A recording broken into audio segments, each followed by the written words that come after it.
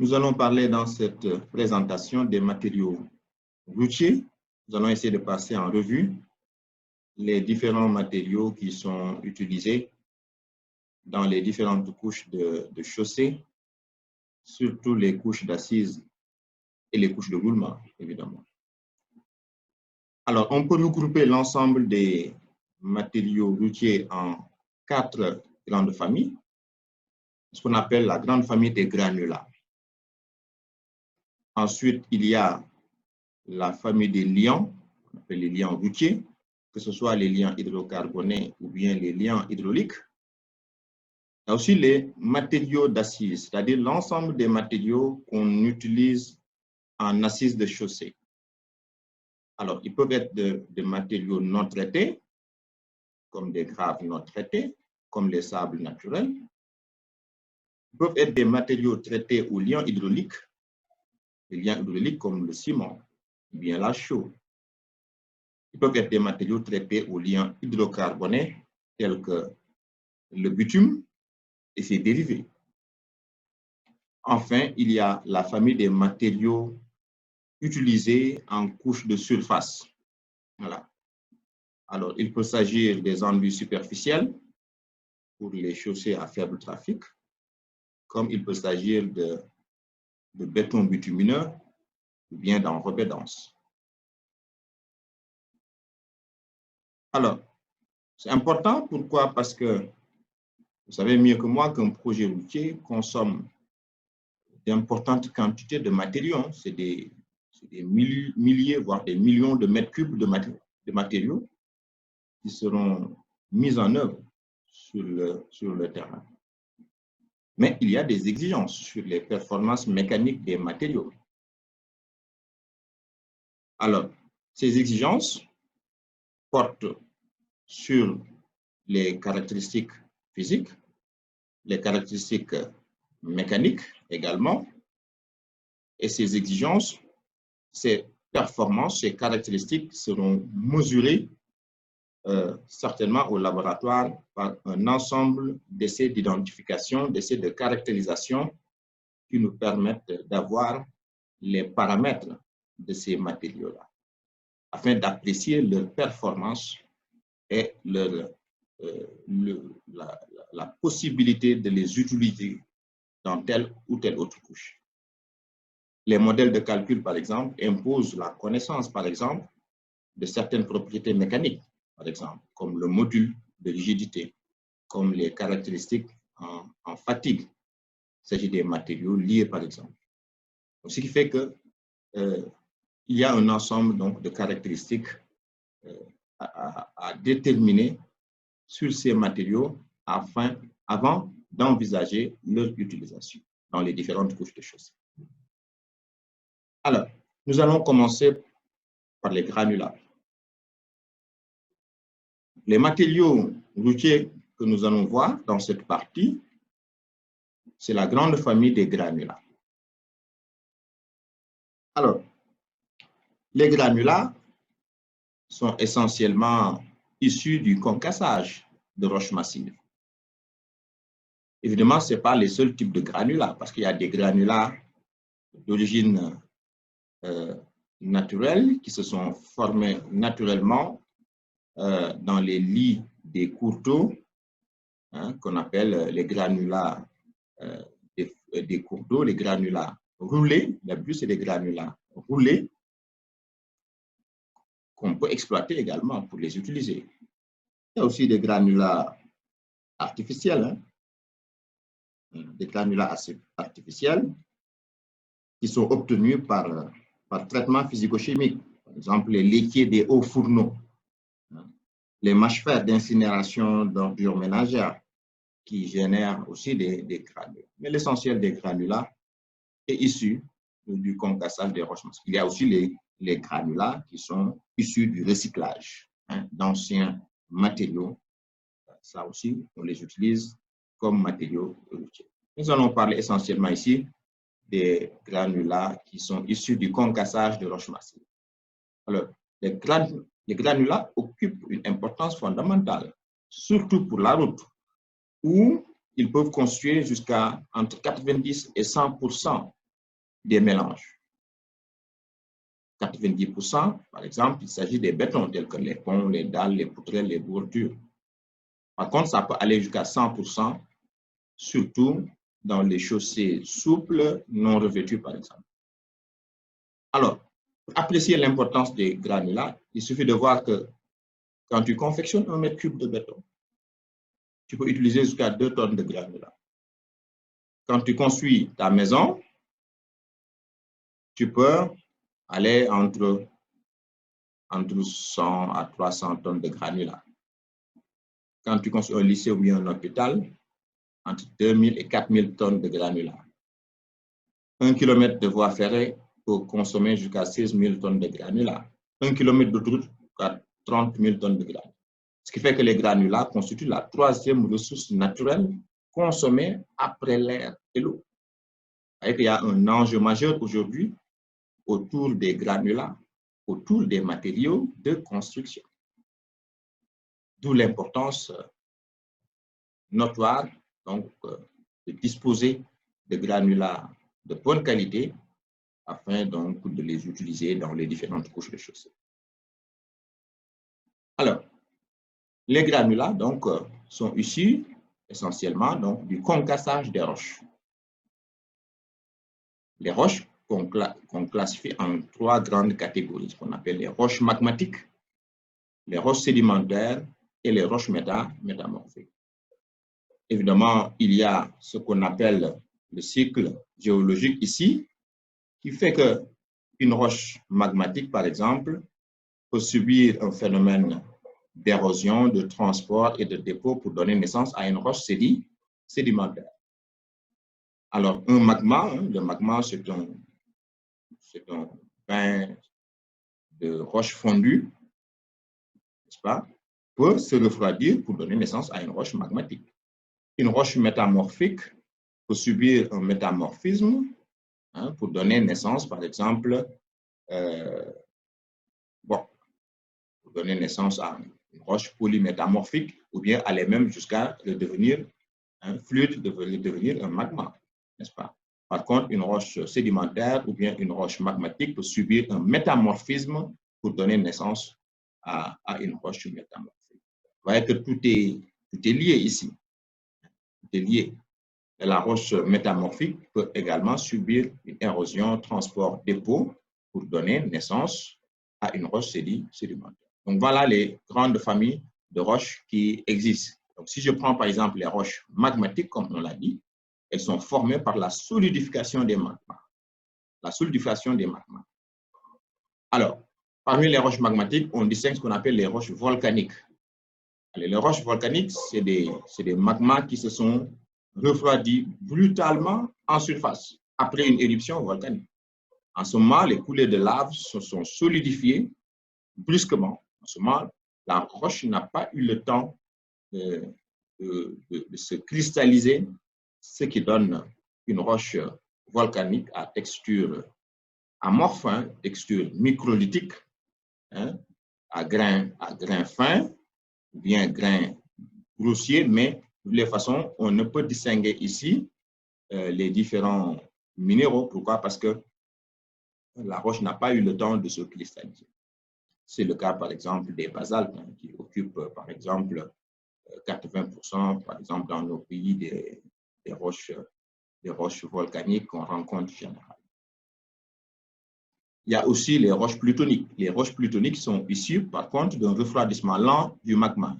Le magma, qui est issu du manteau supérieur, ou à la base de la croûte terrestre, ce magma, qui remonte à travers les différentes couches de l'écorce terrestre.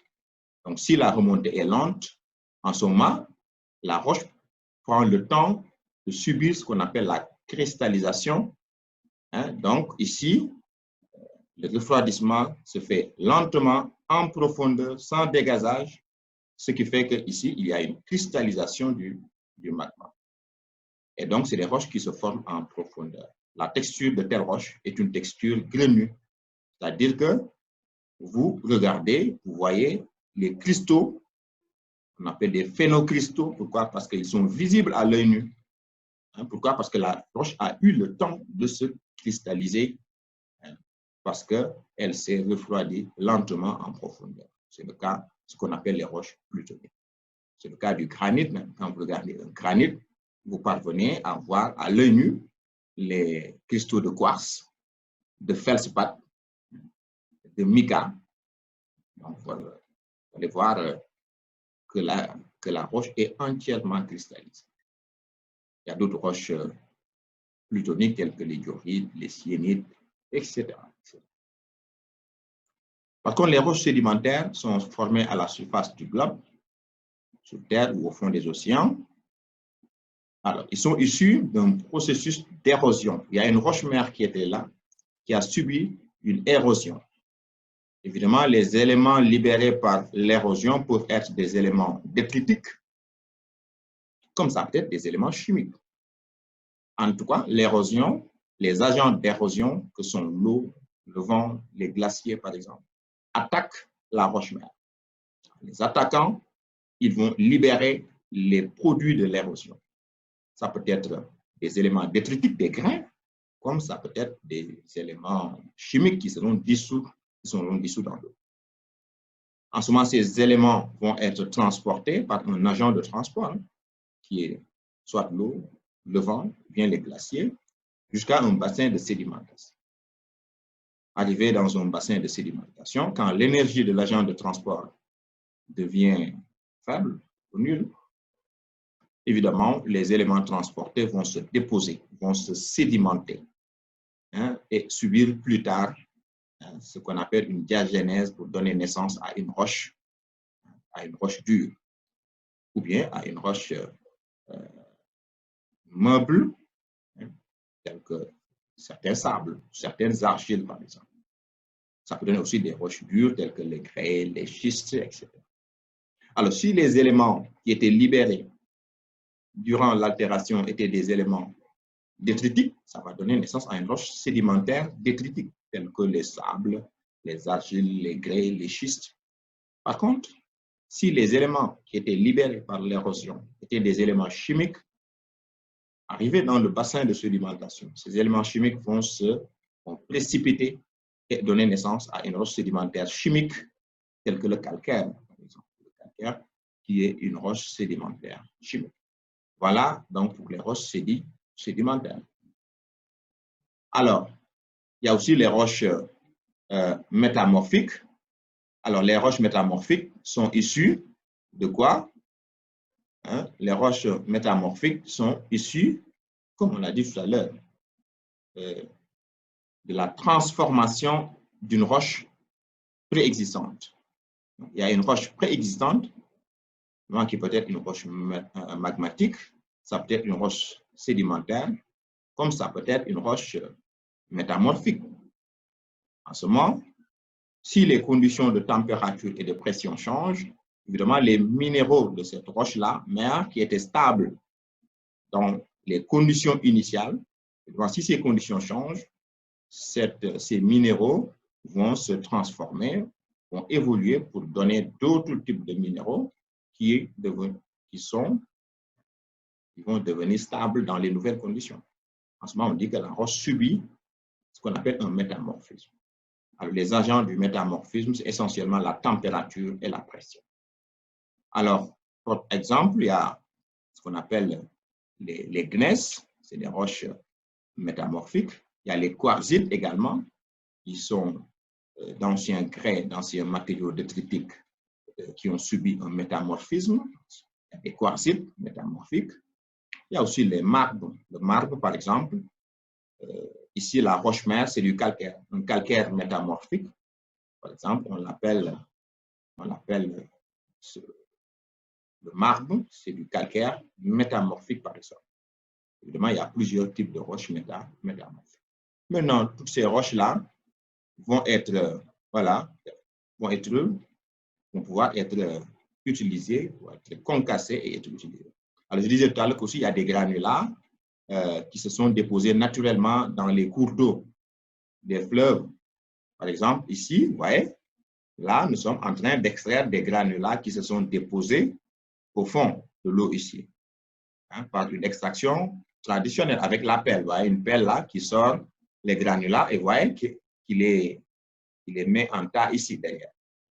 On peut utiliser aussi des dragues flottantes qui flottent pour, voilà, avec des tapis roulants qui vont voilà, prélever les granulats, les remonter et les faire passer sur les tapis et vont les évacuer, vont les extraire ici du fond de l'eau. Voilà, il y a des extracteurs à godet. Regardez cet extracteur-là, il a un godet là qui remplit de granulats et il va les stocker là. Vous voyez ici à côté. Il y a aussi des drag lines, hein, des lignes de dragage qui permettent évidemment de faire remonter les granulats qui se sont déposés au fond. Donc ça, c'est des granulats qui se sont formés naturellement. D'habitude, c'est des granulats roulés. C'est des granulats roulés dont les bords sont arrondis. Alors maintenant, si je reviens aux granulats des roches massives, comme on l'a dit, ces granulats sont issus du concassage. Donc il faut aller au niveau de la roche, d'abord abattre la roche, parce que la roche, elle est massive. Donc on va abattre la roche pour extraire au moins de gros blocs. Alors pour ce faire, il faut des tirs d'explosifs. Hein. Donc voilà le monsieur qui est en train, c'est un spécialiste, hein. C'est un minier, un spécialiste donc, des tirs d'explosifs qui va faire un maillage dans la roche et va mettre ses explosifs et il va relier ici par un réseau qui lui permet donc de pouvoir activer les explosifs en même temps. Et en ce moment, ça va abattre la roche. Évidemment, vous voyez ce que ça fait. Hein? Ça fait un grand bruit là, choc qui va abattre la roche. Et évidemment, ça fait des secousses, hein, des vibrations dans le sol. C'est pour abattre la roche et sortir de gros blocs. Et maintenant, voilà, une fois que ces gros blocs sont libérés, ils vont être transportés, hein, par des dumpers. Vous voyez ici la pelle qui charge les camions qui vont aller les transporter vers où? Vers des concasseurs. Les concasseurs, c'est des machines qui sont conçues spécialement pour broyer des roches, pour les écraser, pour les broyer, pour les concasser, afin de libérer différentes classes granuleuses. Alors maintenant, ici, vous voyez, hein, d'habitude, une fois que le granulat arrive au niveau du concasseur, ils le mettent dans ce qu'on appelle le trémie d'alimentation. Vous voyez que c'est un 0 grand D0. 0 veut dire qu'il y a des fils et grand D0, cela veut dire qu'il y a des gros blocs qui sont là. Alors, on le met dans le trémie d'alimentation. Alors, le trémie d'alimentation est muni ici à sa base de quoi? N'est-ce pas ici? De crible, hein, pour cribler et pour sortir les éléments, le sous-produit de scalpage.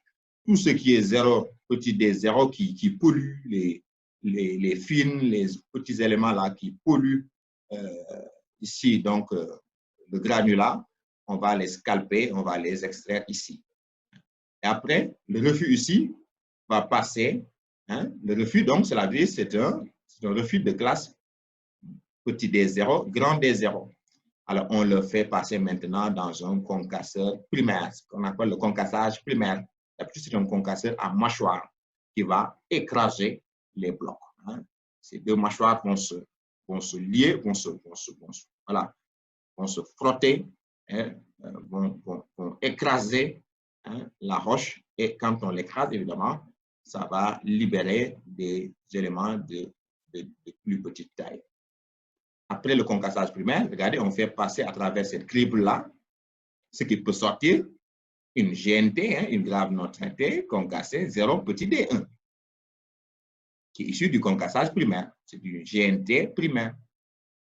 Maintenant, ce qui reste, c'est-à-dire petit d1, grand d1, on le fait passer encore, hein, par un concassage secondaire. D'habitude, c'est un concasseur giratoire. C'est un concasseur giratoire par le mouvement de giration, hein, que font ces éléments à l'intérieur donc du concasseur pour avoir donc des formes plus nettes, voilà, plus angulaires, etc.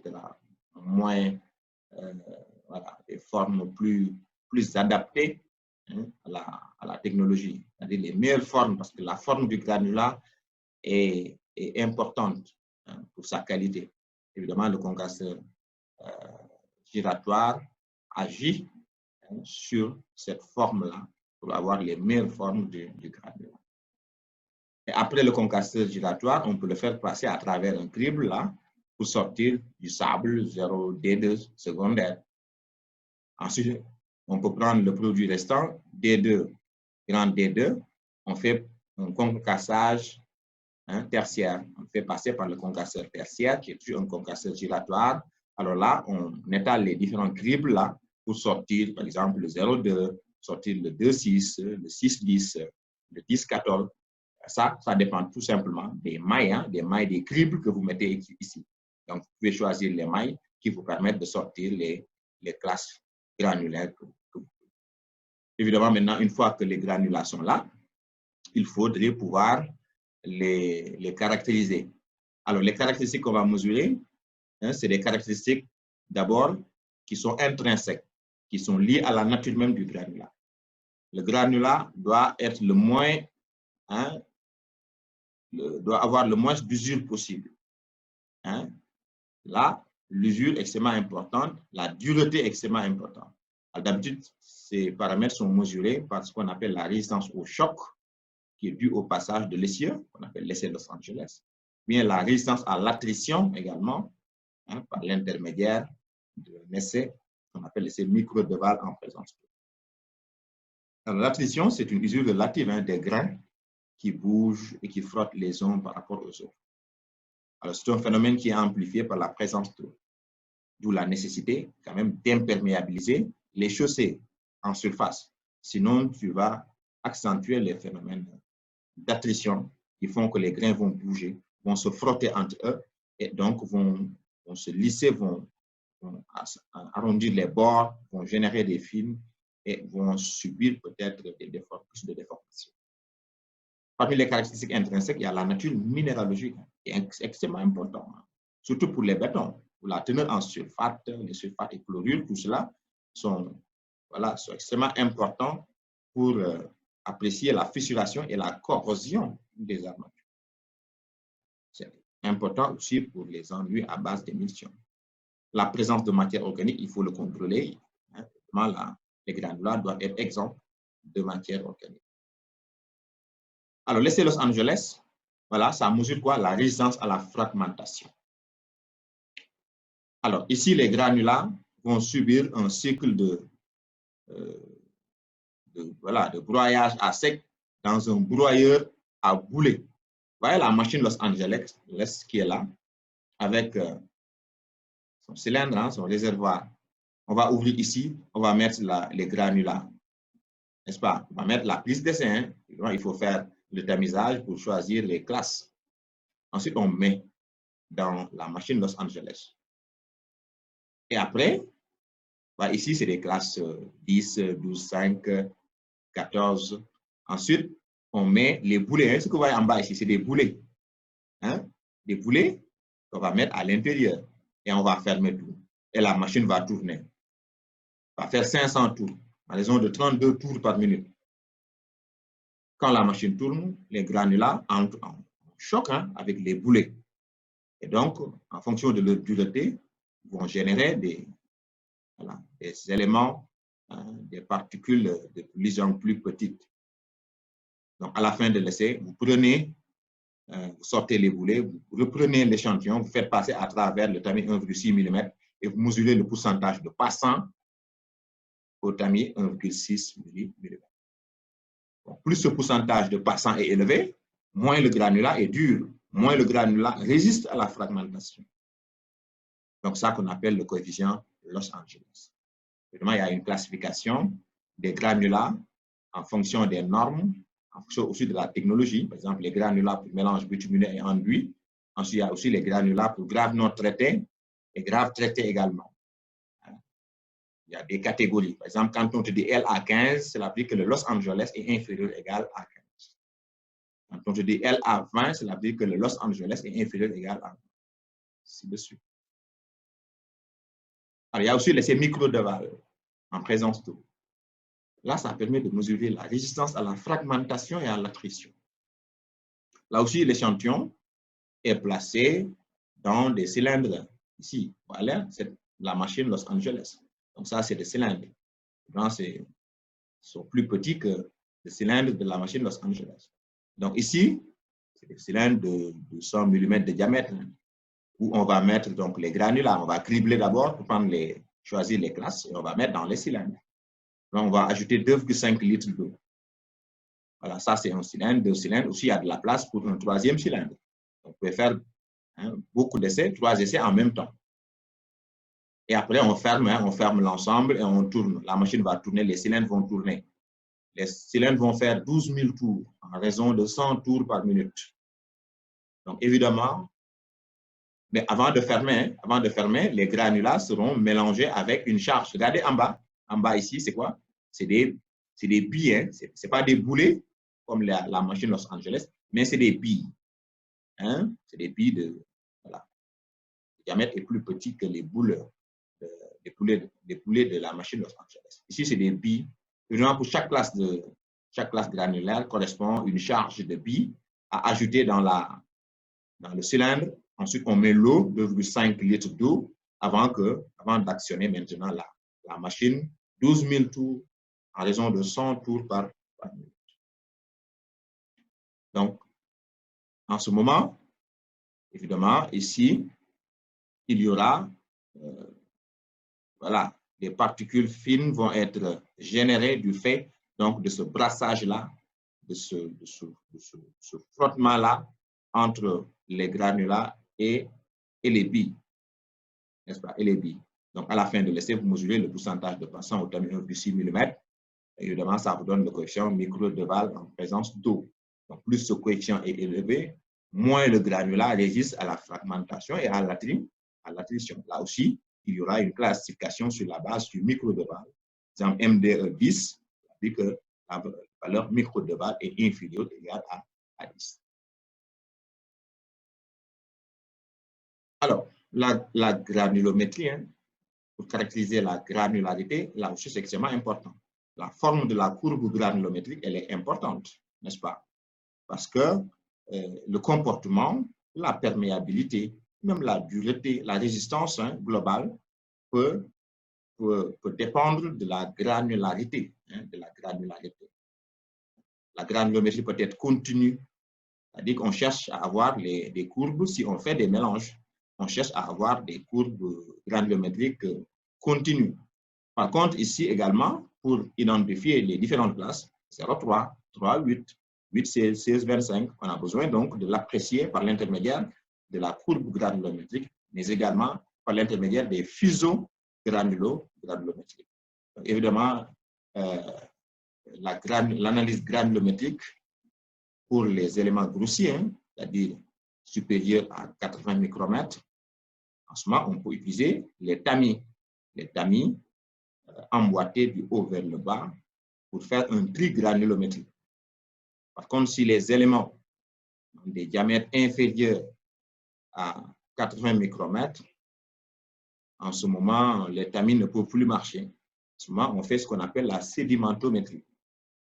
La sédimentométrie qui utilise une loi physique qu'on appelle la loi de Stokes, qui relie le diamètre des particules qui sont en train de se décanter dans un liquide de viscosité connue, et relie donc la loi de Stokes, relie le diamètre ici à quoi? À la vitesse de décantation, à la vitesse de décantation.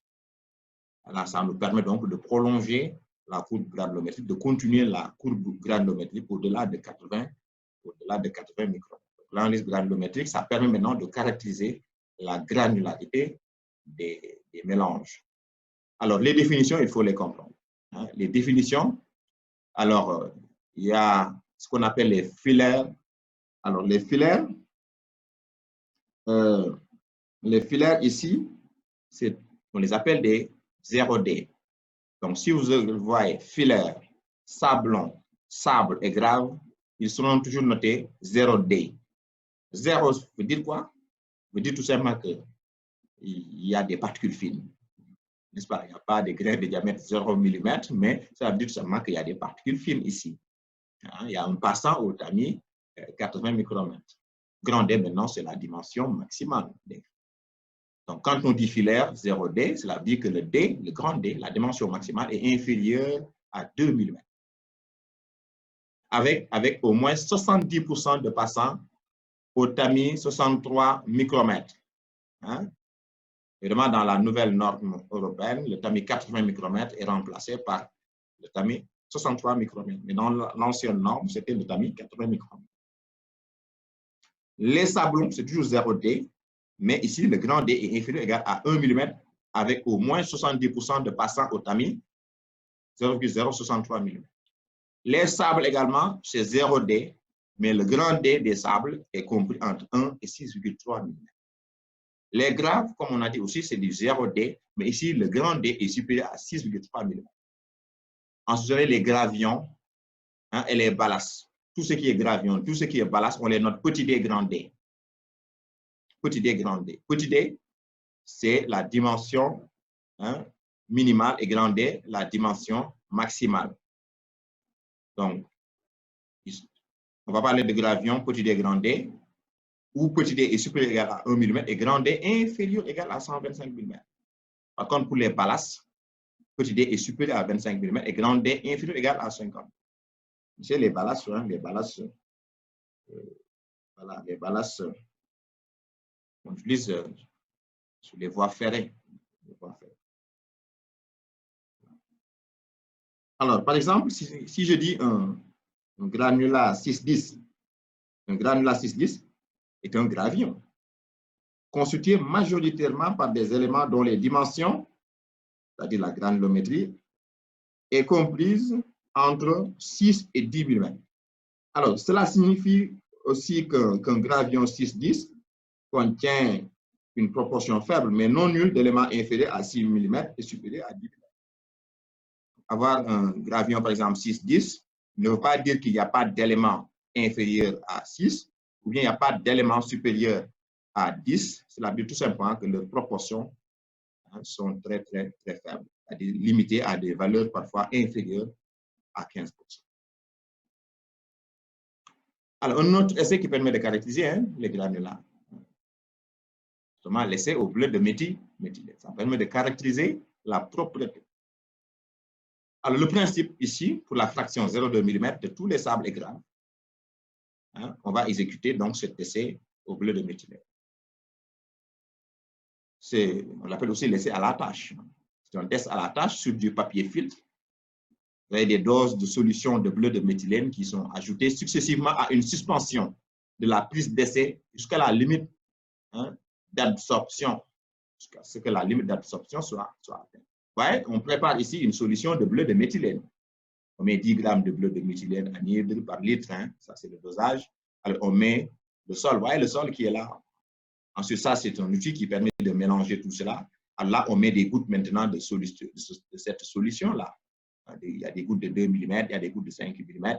Donc voilà, ce qui nous permet toujours voilà, de connaître la quantité donc, de bleu que je suis en train d'ajouter ici.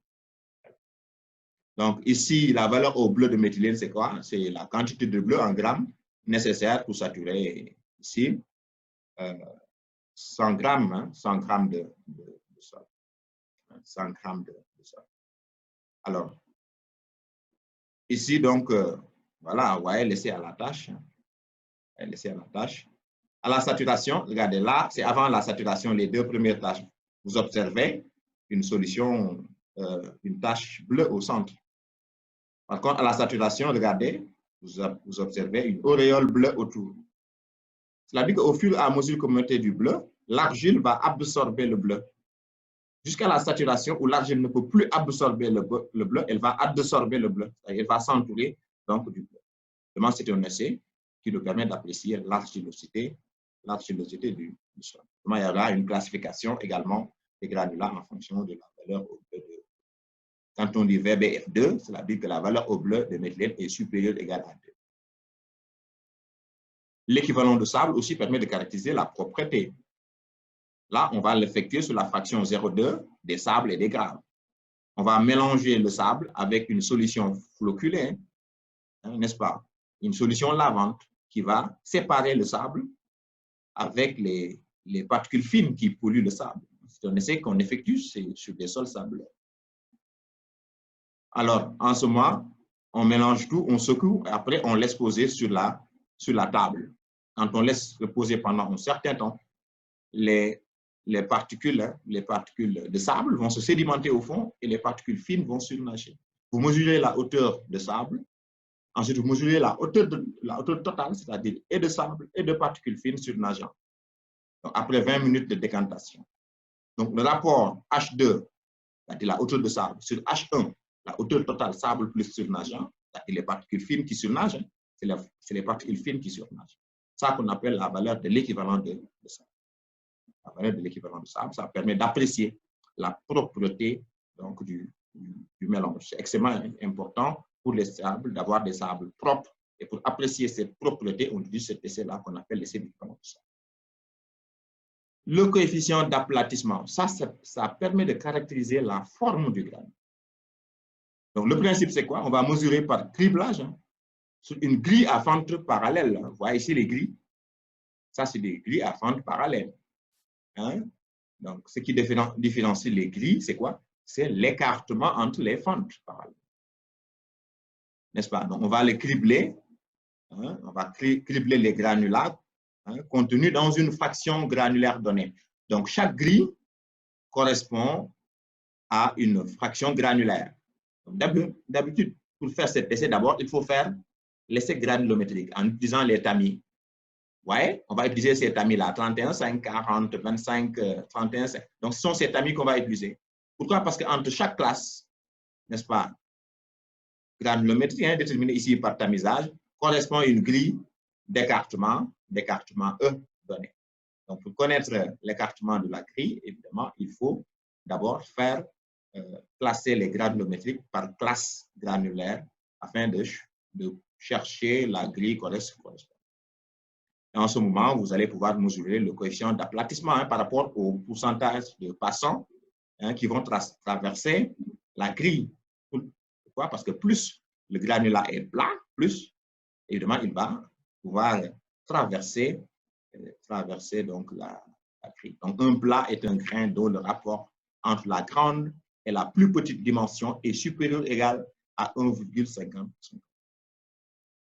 Alors, ça nous permet, hein, de faire la classification des... Par exemple, quand on dit FI 10, cela veut dire que le coefficient d'aplatissement est inférieur ou égal à 10. Alors, FI, c'est en anglais Flakiness Index, mais en français, on parle de A, coefficient d'aplatissement. Donc, vous avez déjà d'habitude des feuilles comme ça. Voilà les différentes classes. Pour chaque classe granulaire correspond quoi? Une grille d'écartement donnée ici. Ce qui fait que donc ici, voilà, prenez ici la masse de chaque classe granulaire. Et ici, vous mesurez le pourcentage de passants à travers la grille d'écartement donnée, n'est-ce pas? Ce qui vous permet d'avoir pour chaque grille, hein, ce qu'on appelle un coefficient d'aplatissement partiel, c'est-à-dire le pourcentage de passants qui traversent la grille rapporté au pourcentage de reflux sur le... Voilà, c'est-à-dire le pourcentage qu'occupe réellement la classe granulométrique déterminée par tamisage auquel on a soumis donc auquel on a mis dans la grille d'écartement donnée. Donc, ce qui fait que pour chaque grille, on a un coefficient partiel d'aplatissement partiel.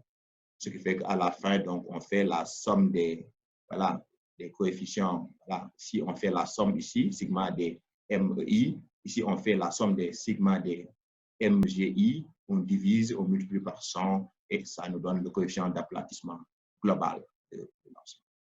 Voilà. Donc, plus ce coefficient est voilà. Voilà. Ça donne ici une idée claire sur la forme des granulats. Alors, je veux dire ici que c'est extrêmement important, surtout pour les granulats de couche de surface, hein, qui ne doivent pas être trop plats, sinon ils vont se casser, hein, sinon il faut se...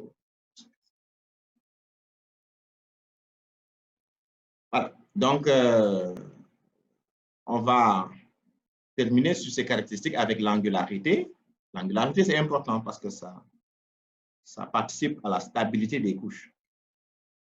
N'est-ce pas? Alors, pour un granulat de roche massive, l'angularité est de 100%. Quand on parle ici d'angularité, c'est surtout pour les granulats roulés, hein, où les bords sont arrondis, où on a besoin de les concasser pour avoir des bords arrondis.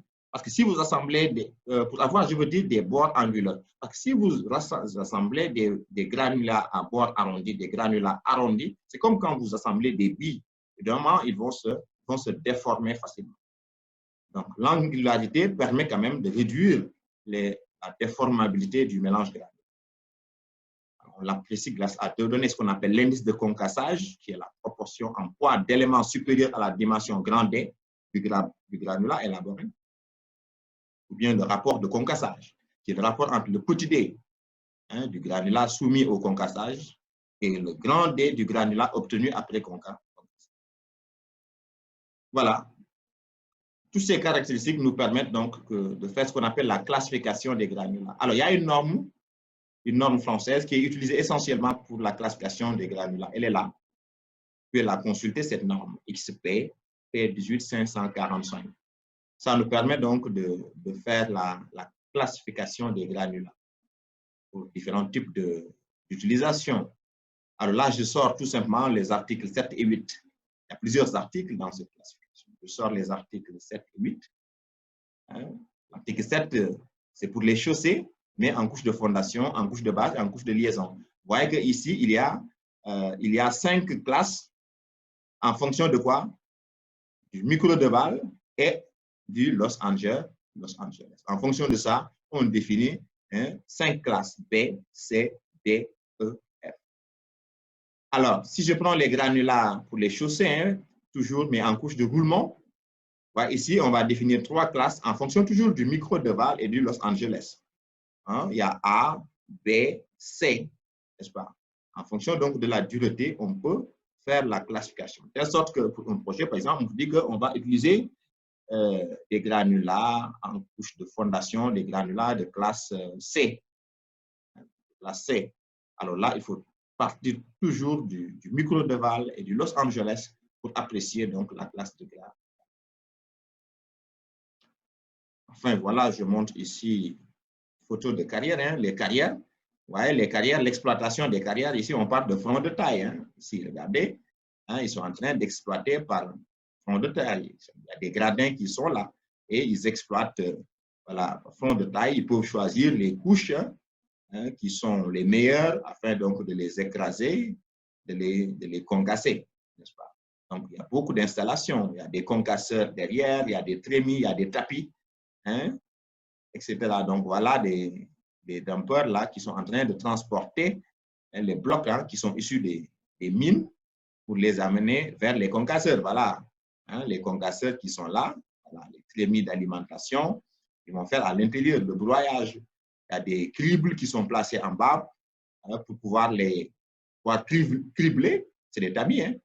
C'est des grands tamis plats ici qui sont utilisés maintenant. Ensuite, il y a des tapis des tapis roulants qui vont acheminer les granulats, les classes granulaires concassées jusqu'à...